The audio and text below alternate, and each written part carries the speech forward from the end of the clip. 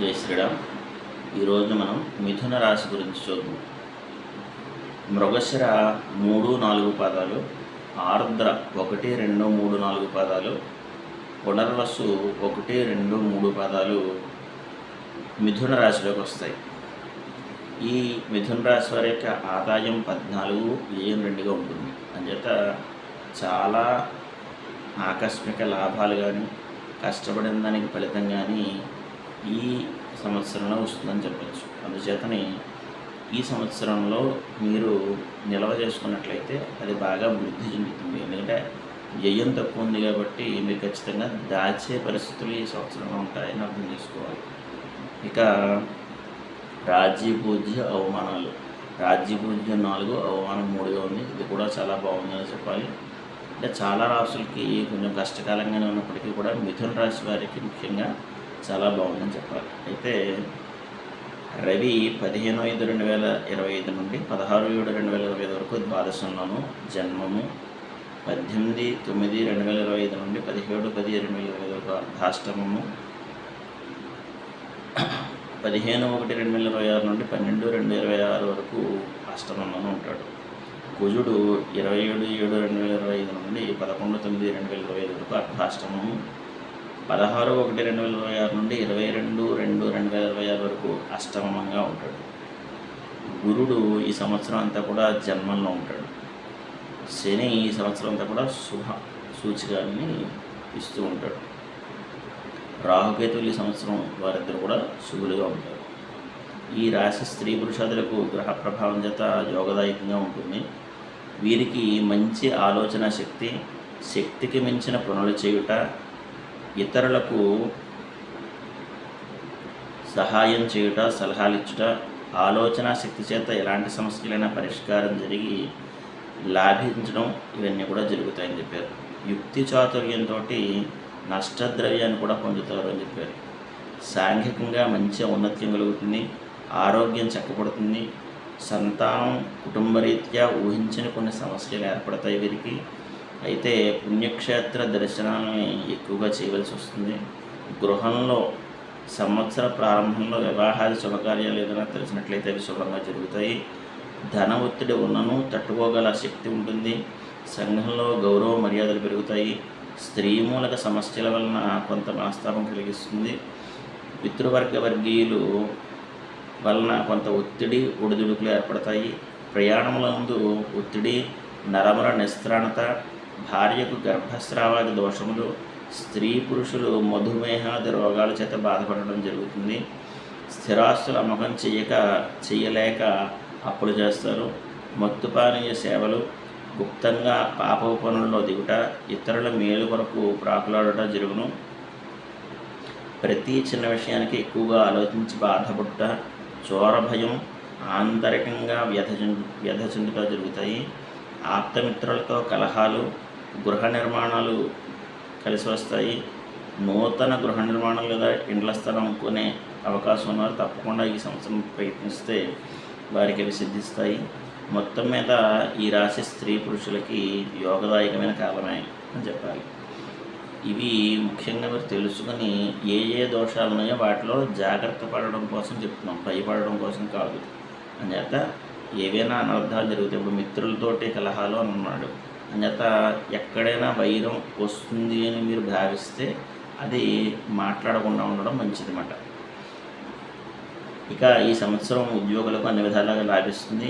పనికి తగిన గుర్తింపు లభిస్తుంది. కేంద్ర రాష్ట్ర ప్రభుత్వంలో ఉన్న వారికి ప్రమోషన్స్తో కూడిన బదిలీలు ఉంటాయి. ప్రత్యేకమైన గుర్తింపు ప్రైవేటు కంపెనీల యందు పనిచేయ వారికి యాజమాన్యం యొక్క మన్ననలు పొందుతారు. ప్రత్యేకమైన హోదాతో మరొక కంపెనీలో మారే అవకాశం ఉంటుంది. నిరుద్యోగులకు ఈ సంవత్సరం అంతా ఖచ్చితంగా ఉద్యోగం లభించే అవకాశాలు ఉన్నాయి. జీవితంలో స్థిరత్వం ఉంటుంది. పర్మనెంట్ కాని వారికి ఈ సంవత్సరం పర్మనెంట్ అవుతాయి అని చెప్పారు. రాజకీయ రంగంలో ఉన్న వారికి ఈ సంవత్సరం అంతా కూడా అనుకూలంగా ఉంటుంది. ప్రజలలో మంచి గుర్తింపు లభిస్తుంది. అధిష్టాన వర్గం వారితో మైత్రి, మిమ్మల్ని గుర్తించి పార్టీలో ఏదో ఒక పదవి ఇవ్వడం కూడా జరుగుతుంది. మీరు చేయి పనుల వలన మీ పేరు ప్రఖ్యాతులు పెరుగుతాయి. ధనము కూడా మంచి నీళ్ళ వల్లే ఖర్చు చేస్తూ ఉంటారు కాబట్టి ధనాన్ని కొంచెం జాగ్రత్తగా అదుపు చేసుకోవాలి. ఏదో ఒక నామినేటెడ్ పదవి లభించే అవకాశం ఉంటుంది రాజకీయ రంగం వారికి. ఎన్నికలలో పోటీ చేసిన మంచి మెజారిటీ కూడా వస్తుందని చెప్తున్నారు. ఈ సంవత్సరం కళాకారులకు గురుబలం అంతంత మాత్రమే ఉంది. ఎందుకంటే జన్మగురుడు కదా, ద్వాదశంలోనూ జన్మంలోనూ ఉన్నాడు, తర్వాత జన్మంలో ఉన్నాడు. అందుచేతనే సప్తమ రాజ్యాధిపతి జన్మంలో ఉండడం వలన వీరికి అంత అనుకూలత ఉండదు, శ్రమకు తగ్గ ఫలితం ఉండదు, నూతన అవకాశాలు చేజారిపోతాయి, మీకు రావాల్సిన అవార్డులు చివరి నిమిషంలో ఇతరులకు పోతాయి. టీవీ సినిమా రంగాల్లో ఉన్న వారికి మాత్రం అంతంత మాత్రంగానే విజయాలు ఉంటాయి అని చెప్పాడు. ఈ సంవత్సరంలో అన్ని రకాల వ్యాపారస్తులకు కూడా యోగ కాలమే. పట్టిందల్లా బంగారం అన్నట్లుంటుంది. హోల్సేల్ రిటైల్ వ్యాపారులకు కూడా లాభం ఉంటుంది. మంచి వ్యాపారాలు జరిగి లాభాలు పొందుతారు. నూతన వ్యాపారులకు శ్రీకారం చుడతారు. జాయింట్ వ్యాపారస్తులకు లాభంగా ఉంటుంది. బిల్డింగ్ నిర్మాణంలో ఉన్న వారికి అంటే కాంట్రాక్ట్ వాళ్ళకి, నూతన కాంట్రాక్టర్లకు కూడా లాభదాయకంగా ఉంటుంది. సరుకులు నిల్వ చేయ వారికి లాభదాయకంగా ఉంటుంది. బంగారం వెండి వ్యాపారం కూడా బాగుంటుంది. అంటే మీరు అనుకోవచ్చు, అదేంటండి ఇందాకనే కదా బాగోలేదన్నారు, ఇప్పుడు బాగుంటుంది అన్నారు. ఒక్కొక్క గ్రహం యొక్క ఫలితాన్ని చెప్తూ ఉంటారన్నమాట. దీన్ని బ్యాలెన్స్ చేసుకొని ఏ గ్రహం బాగోలేదో ఆ గ్రహానికి మనం శాంతి చేసుకున్నట్లయితే దాని సంపూర్ణమైన సుఖదాయకమైన ఆనందాన్ని ఆ సంవత్సరం పొందుతారు. ఒక గ్రహం శుభఫలితంగా ఉంది కాబట్టి శుభ ఫలితాలను కూడా చెబుతారు. కానీ అసలు ఏ చెడ్డ జరగకూడదు అనుకున్నప్పుడు ఏ గ్రహం బాగోలేదో మనం గమనించుకుని ఆ గ్రహానికి కనుక మనం వైదికపరమైన శాంతి చేసుకున్నట్లయితే దాని నుండి మీరు తప్పించుకోగలుగుతారు అన్నమాట. ఇక ఈ సంవత్సరంలో విద్యాకారకుడు జన్మస్థానం సంచారం వల్ల విద్యార్థులకు జ్ఞాపక శక్తి తగ్గుతుంది. ఊహించిన మార్పులు రావు. మొత్తం మీద కష్టంగా ఉత్తీర్ణులు అవుతారని చెప్పాడు. ఇంజనీరింగ్, మెడికల్, బీఈడీ, లాసెట్, ఆసెట్ మొదలగు ఎంట్రన్స్ పరీక్షలు ఎందు మంచి ర్యాంకులు పొందలేకున్నా అతి తక్కువ జీతంలో ఉద్యోగాలు చేస్తూ ఉంటారని చెప్పాడు. విదేశీ చదువులు కూడా రాణించమని చెప్పాడు. క్రీడాకారులకు మాత్రం కొంతమేర బాగుంటుందని చెప్పాడు. విజయాలు సాధించే అవకాశాలు పెరుగుతాయి అని చెప్పాడు క్రీడాకారుల విషయంలో. వ్యవసాయదారులకు 2 పంటలు కూడా లభిస్తాయి. అధిక దిగుబడి పొందటం వలన ఆర్థికంగా స్థిరపడతారు, రుణాలు తీరుతాయి, ప్రభుత్వ సహాయం అందుతుంది. కౌలుదారులకు కూడా అనుకూలంగా ఉంటుంది. వాణిజ్య పంటలు, పండ్ల తోటల వారికి విపరీతమైన లాభాలు ఉంటాయి. గృహ నిర్మాణాలు చేస్తారు. చేపలు, రొయ్యల చెరువులు చేయ వారికి కూడా విశేషంగా లాభిస్తుంది. ఆనందంతో ఉంటారు. కోల్డ్ ఫార్మ్స్ వారికి కూడా అనుకూలమైన కాలం అని చెప్పాలి. ఈ సంవత్సరం గ్రహబలం వలన మీ మాటకు ఎదురుండదు. స్త్రీల విషయంలో ముఖ్యంగా మళ్ళీ విడిగా చెప్పారు. కుటుంబంలో అందరూ మిమ్మల్ని గౌరవించెదరు. ఉద్యోగాదులు చేయవారికి అధికారుల మన్ననలు, ప్రమోషన్లతో కూడిన బదిలీలు, విలువైన ఆభరణాలు ప్రాప్తి చెందుతాయి.